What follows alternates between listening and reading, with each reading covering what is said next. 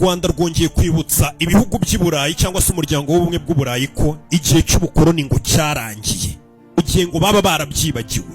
Niyo mvugo yakoreshejwe. Ibi ni bimaze kwandikwa mu kanya gato gashize, ni ibyanditswe na Minisitiri w'Ububanyi n'Amahanga w'u Rwanda Nduhungirehe, ko yasubizaga abanyaburayi abinyujije muri aya magambo, cyangwa se ahanini ubwo ngubwo ni abanyaburayi, ariko bano badepite bitwa ngo ni abadepite b'umuryango w'ubumwe bw'u Burayi. Minisitiri w'Ububanyi n'Amahanga w'u Rwanda Olivier Nduhungirehe arababwiye ati, ndashaka kwibutsa bino bihugu by'umuryango w'ubumwe bw'u Burayi gihe baba barabyibagiwe ko u Rwanda ari igihugu cyemewe kandi cyigenga kuva ubukoloni bw'abanyaburayi bwarangira.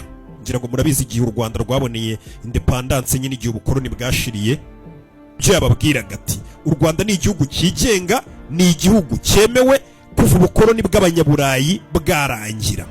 Arongera ababwira ngo ubu nta gipimo na kimwe cyangwa se nta mwanzuro n'umwe w'ubukoloni bushya wahindura uko kuri guhari. Arangije asoza ababwira ngo iyo minsi y'ubukoloni yanyu yararangiye burundu, nta nubwo ibyo bintu by'ubukoloni bizongera kuba.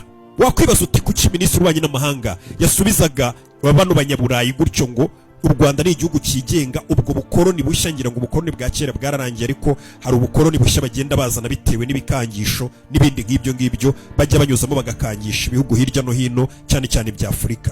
Niyo mpamvu Minisitiri w'Ububanyi n'Amahanga babwiraga ngo ubu ngubu nta bisubizo na bimwe cyangwa imyanzuro n'imwe y'ubukoloni bushya mwakwitwaza ngo muhindure ko u Rwanda rutagikolonijwe, ubukoloni butagikora hano. Ndetse yese basubiza ngo iyo minsi y'ubukoloni hano yararangiye, nta nubwo ibyo bintu bizongera kuba.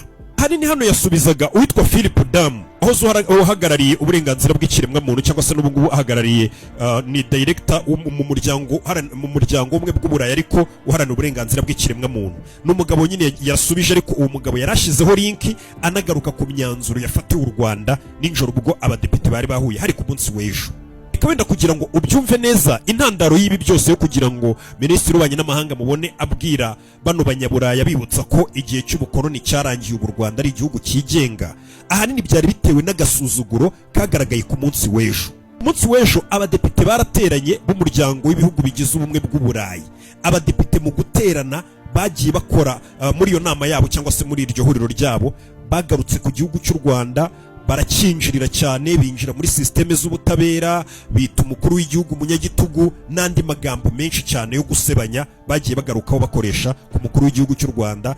Barangije bararengera, binjira no muri systeme z'ubutabera bw'u Rwanda, barabugaya, bagaragazaga ko mbega iyo systeme y'ubutabera mu Rwanda idakora. Ahanini byari bishingiye, cyangwa se bagarukaga by'umwihariko, iyo nama yari yibanze ku kintu kivuga